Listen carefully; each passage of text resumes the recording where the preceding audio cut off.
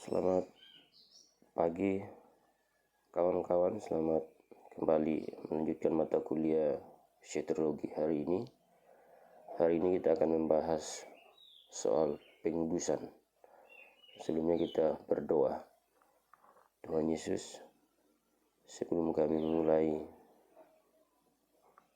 pelajaran kami hari ini secara khusus belajar soal kekudusan atau pengudusan yang Tuhan kerjakan melalui keselamatan yang Tuhan anugerahkan bagi kami. Kiranya Tuhan memberikan kami pengertian, pemahaman, sehingga kami boleh mengerti setiap pribadi kami secara khusus. Ya Tuhan, hari ini kami boleh belajar doktrin keselamatan dalam hal pengudusan. Tuhan tolong, kiranya hikmat daripada Tuhan boleh menuntun kami. Dalam nama Tuhan Yesus kami berdoa dan bersyukur. Amin. Ya, saudara-saudara, sebelum kita masuk dalam soal tanya jawab, melanjutkan pertanyaan-pertanyaan minggu lalu dalam materi pembenaran, maka hari ini saya melanjutkan sedikit saja soal pengudusan sebelum kita masuk dalam pertanyaan-pertanyaan yang saudara sudah ajukan melalui WA saya, dan saya akan jawab sesuai dengan apa yang saudara tanyakan. Tetapi sebelumnya kita selesaikan dulu poin pengudusan, dan setelah itu kita lanjutkan lagi soal sesi tanya jawab. Hari ini kita akan belajar soal pengudusan, salah satu materi yang ada dalam psikologi. Kita akan melihat arti pengudusan. Pengudusan adalah sebagai karya yang penuh dengan anugerah dari Roh Kudus yang melibatkan tanggung jawab kita untuk berpartisipasi, yang dengan Roh Kudus melepaskan kita dari pencemaran dosa, memperbaharui keseluruhan natur kita menurut gambar Allah, dan memampukan kita untuk menjalankan kehidupan yang diperkenan oleh Allah. Jadi sekali lagi bahwa pengudusan adalah sesuatu hal yang memang harus terjadi dalam diri kita.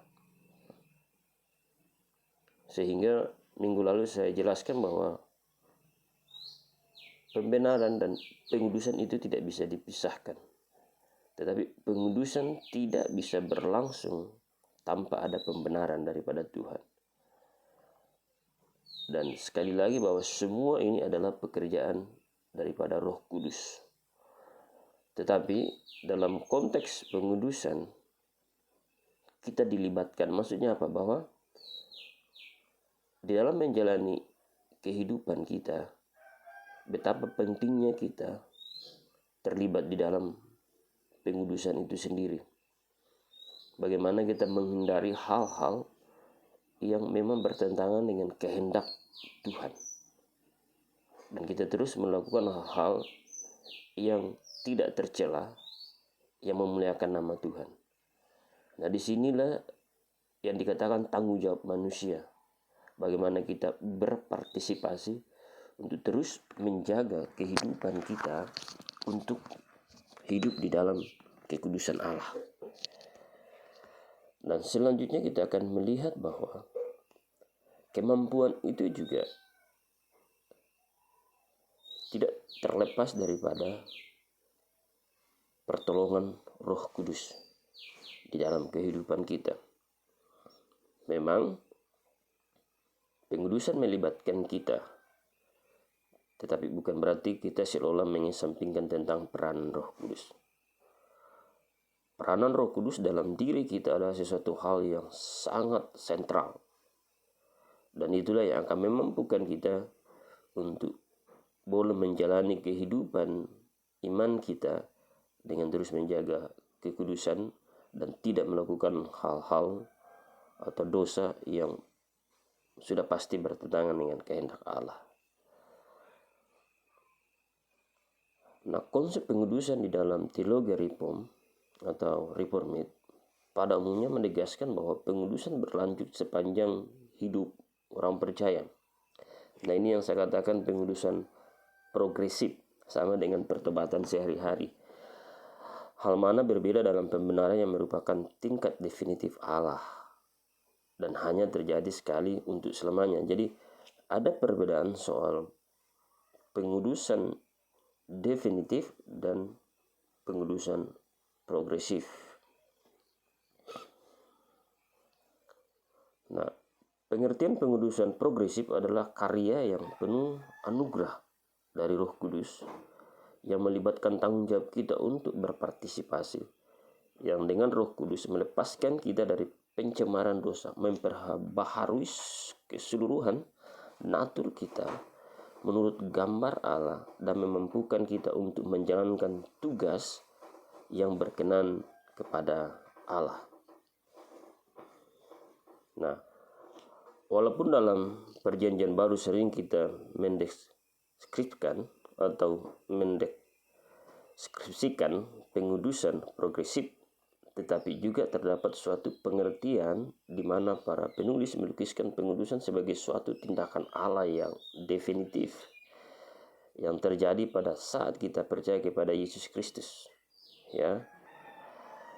Yang terjadi pada saat kita percaya kepada Yesus Kristus itu pengudusan definitif. Yang terjadi pada saat kita percaya atau mengambil keputusan untuk menerima Yesus Kristus sebagai Tuhan dan Juru Selamat kita. Pernyataan ini kita dapat melihat dalam 1 Korintus 1 ayat 2. Ya. Kita bisa melihat itu dan saudara bisa membaca 1 Korintus 1 ayat 2.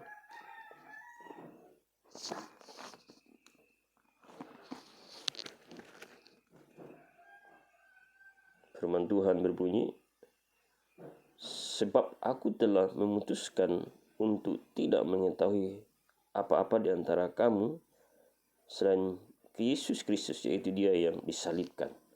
Ya. Itu 1 Korintus 1 ayat 2. Nah, kata Yunani atau yang Yunani yang dipakai di sini adalah perfect tense, yang menggambarkan suatu tindakan yang telah selesai tetapi dengan hasil yang berkelanjutan. Nah, pengudusan definitif di sini disetarakan dengan pembenaran sebagai suatu tindakan Allah.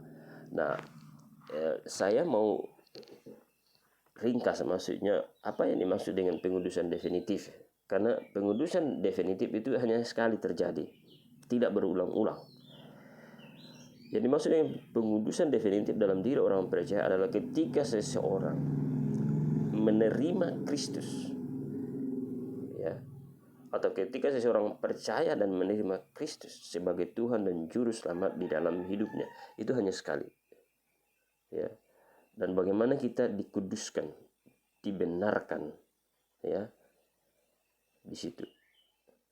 Nah, disinilah yang namanya pengudusan definitif, hanya sekali terjadi dalam hidup kita, dan sekali lagi itu dikerjakan oleh Allah. Nah, kalau kita melihat Roma 6 ayat 2, ya, kita dapat definisikan pengudusan definitif seperti ini, ya. Kita boleh lihat Roma pasal 6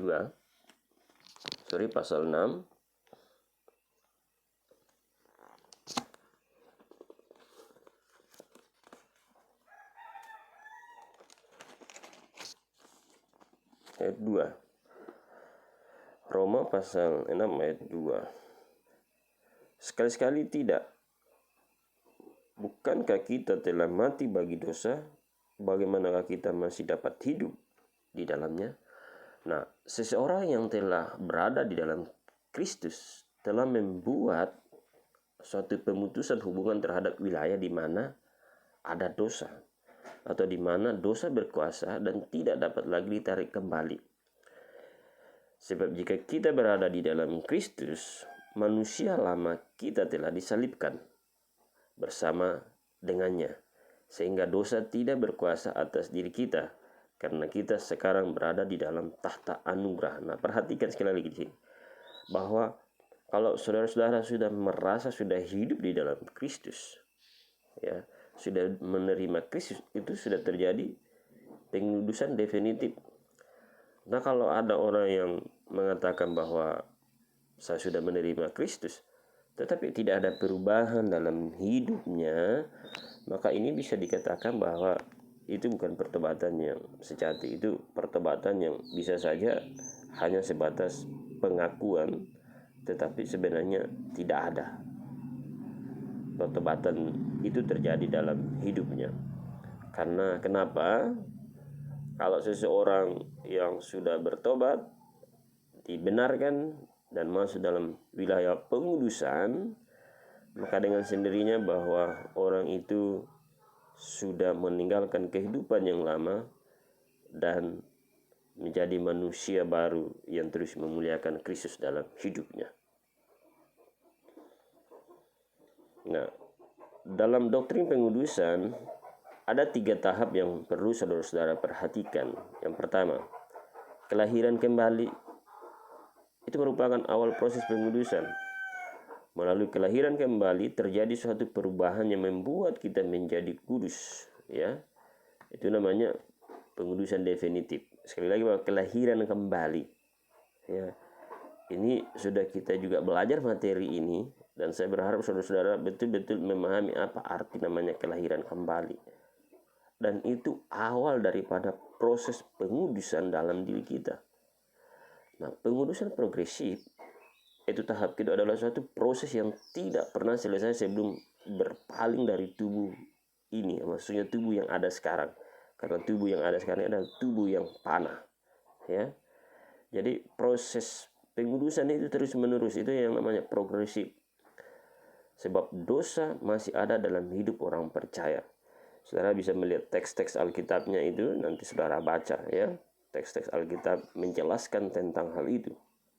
Karena itu kita harus mematikan dalam diri kita segala sesuatu yang duniawi, ya. Jadi pengudusan progresif ini terus menerus dalam hidup kita, ya. Karena memang pada prinsipnya kita masih hidup, ya, di dalam dunia yang berdosa setiap hari. Bahkan mungkin juga tanpa sadar kita pun melakukan dosa. Maka perlu ada namanya pengudusan di sini. Selanjutnya, hal yang ketiga adalah pengudusan diselesaikan pada saat meninggalkan tubuh yang fana ini, atau pada saat kedatangan Kristus yang kedua kali. Jadi saudara-saudara, ketika kita berada pada fase pengudusan yang Tuhan kerjakan dalam hidup kita, saat ini tubuh kita ini adalah tubuh yang fana, ya. Tetapi ada namanya tubuh kemuliaan, dan itu akan terjadi ketika Kristus datang pada kali yang kedua. Apakah itu kita sudah mati, dibangkitkan, ataukah kita masih hidup? Seketika itu bahwa tubuh kita akan diubah dalam tubuh kemuliaan. Nah, setelah kita melihat tahap-tahap dalam pengudusan, maka yang menjadi pertanyaan dengan cara bagaimanakah kita dikuduskan? Yang pertama, kita dikuduskan melalui persekutuan dengan Kristus, ya. Sekali lagi, kita dikuduskan melalui persekutuan dengan Kristus. Itu Roma 6 ayat 1 sampai 11, ya. Kolose 3 ayat 1, Efesus 5 16. Bahkan masih banyak teks-teks Alkitab mencatat itu. Yang kedua adalah sarana kebenaran, misalnya Yohanes 17, dikuduskanlah mereka dalam kebenaran. Maksudnya pengudusan juga itu berlangsung ketika kita melakukan kebenaran. Kebenaran yang dimaksudkan di sini adalah kebenaran di dalam firman-Nya, di dalam Yesus Kristus. Yang ketiga, iman. Oleh iman kita berpegang terus kepada kesatuan kita dengan Kristus. Kemudian oleh iman juga kita yakin bahwa kita tidak akan dikuasai oleh dosa lagi, ya. Jadi ada suatu prinsip iman yang kita jalani, bahwa kita ada sebuah komitmen untuk bagaimana kita terus hidup di dalam kehendak Tuhan. Kita tidak lagi dikuasai dosa, diperbudak oleh dosa, ya. Kita coba lihat Roma pasal 6 ayat 14, ya. Roma pasal 6 ayat 14 Sebab kamu tidak akan dikuasai lagi oleh dosa, karena kamu tidak berada di bawah hukum Taurat, tetapi di bawah hukum kasih karunia. Jadi saudara yang sudah hidup di dalam Kristus, iman kita membawa kepada sesuatu yang luar biasa, bagaimana kita terus hidup di dalam kekudusan dengan tidak lagi diperbudak, dikuasai oleh dosa. Serta oleh iman kita yakin bahwa Roh Kudus menolong kita untuk hidup bagi Allah. Roma 8 ayat 13, Galatia 5 ayat 16, 22 sampai 23. Nah, kita akan melihat konsep Alkitab tentang kekudusan. Dalam PL kita melihat apa yang diajarkan mengenai kekudusan. Kata utama kudus dalam bahasa Ibrani itu kados. Pengertian mendasar dari kata ini adalah memisahkan dari hal-hal lainnya, yaitu menempatkan sesuatu atau seseorang dalam lingkungan atau kategori yang terpisah dari yang biasa atau duniawi. Nah, kekudusan umat Allah dalam PL biasanya didefinisikan dalam istilah-istilah seremonial. Kekudusan dideskripsikan sebagai cara di mana iman harus dipisahkan untuk pelayanan khusus. Ya, imam-imam ya harus dipisahkan untuk pelayanan khusus mereka, atau cara yang dengannya umat Allah harus menyucikan diri karena melalui ketaatan yang seremonial tertentu. Nah, pada kitab Mazmur dan kitab Nabi-Nabi mendeskripsikan kekudusan umat Allah terutama di dalam pengertian etis, seperti yang dilakukan hal yang benar, berbicara yang benar, ya, bertindak secara adil, mencintai kemurahan dan hidup dalam kerendahan hati bersama dengan Allah. Ya, Mazmur 15 ayat 1 sampai 2, Mika 6 ayat 8. Jadi yang terkandung dalam kata kados adalah bahwa Allah dipisahkan, ya, bahwa umat Allah dipisahkan untuk melayani Allah, dan bahwa mereka harus menghindari segala sesuatu yang tidak berkenan kepada Allah. Nah, itu konsep Alkitab tentang kekudusan di dalam PL. Nah, bagaimana sendiri dalam PB? Nah, dalam PB kata kudus dalam bahasa Yunani adalah hagios. Kata ini sering dipakai untuk mendeskripsikan pengudusan orang-orang percaya seperti di Efesus 5 ayat 25 ayat sampai 26 ya. Kita baca dulu. Efesus 5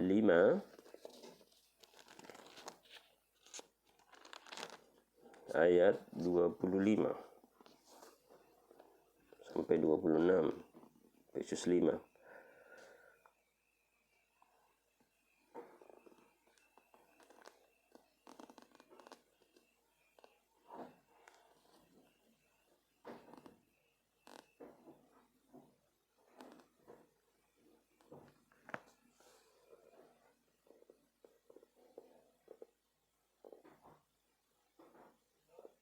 Ya.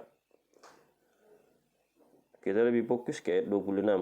Untuk menguduskannya sesudah ia menyucikan dengan memandikannya dengan air dan firman. Nah, ini soal dasar kehidupan jemaat, ya. Jadi Kristus telah mengasihi jemaat dan menyerahkan dirinya untuk menguduskannya. Dalam pengertian ini, kekudusan memiliki dua arti. Yang pertama itu adalah pemisahan dari perbuatan-perbuatan dosa dari dunia saat ini, sedangkan yang kedua adalah pengudusan bagi pelayanan kepada Allah. Sekali lagi, arti daripada hagias di sini yang pertama itu memisahkan diri dari perbuatan-perbuatan dosa dan pengudusan bagi pelayanan Allah. Nah, saudara-saudara, itu yang saya sampaikan dalam materi soal pengudusan hari ini, tetapi masih ada materi lainnya yang kita akan sampaikan, tetapi karena waktu kita terbatas, karena kita harus kembali masuk dalam sesi tanya jawab, dan saya berharap saudara-saudara semua bisa bertanya, baik materi yang sudah kita lewati maupun materi hari ini, Silahkan saudara-saudara tanyakan sehingga kita semakin mengerti dan memahami, dan selanjutnya kita akan masuk dalam sesi tanya jawab, dan materi pengudusan ini akan saya selesaikan lagi minggu-minggu yang akan datang. Terima kasih, Tuhan Yesus memberkati.